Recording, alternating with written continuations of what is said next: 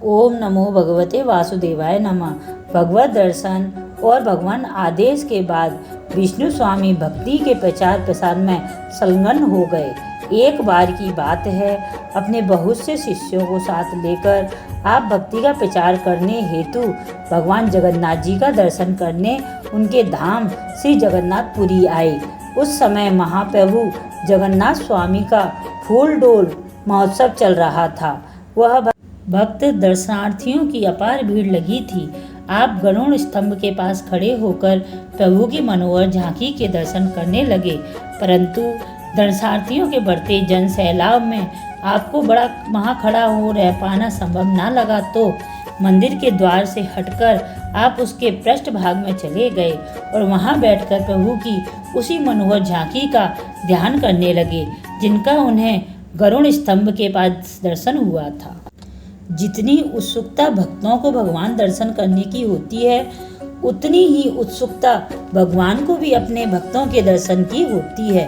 वे तो अपने भक्तों के पीछे पीछे उनकी पाद रेणु के लिए दौड़ते हैं। भक्त विष्णु स्वामी का मुख्य द्वार से हटकर मंदिर के पीछे की ओर बैठना भगवान जगन्नाथ जी के लिए असह्य हो गया और उन्होंने उनके लिए मंदिर के पृष्ठ भाग में भी द्वार बनवाकर अपना दर्शन सुलभ कर दिया।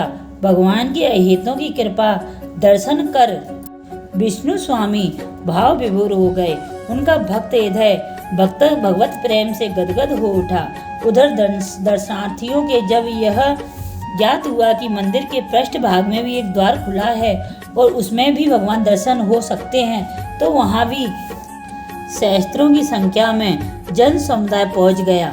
तब विष्णु स्वामी इधर भी अत्यंत भीड़ भाड़ देख कुछ तो एकांत दर्शन हेतु और कुछ भक्तों पर कृपा करने के उद्देश्य से मंदिर के दक्षिण की ओर जाकर बैठ गए और वहां अपने महाप्रभु ध्यान करने लगे। फिर क्या था, मंदिर के दक्षिण भाग में भी एक द्वार प्रकट हो गया और विष्णु स्वामी वहां से प्रभु के दर्शन करने लगे। उधर मंदिर के दक्षिण द्वार से भी दर्शन होने की सूचना जब दर्शनार्थियों में पहुंच गई, तो उधर भी सहस्त्र जन समुदाय भगवान जगन्नाथ के दर्शन करने पहुंच गया।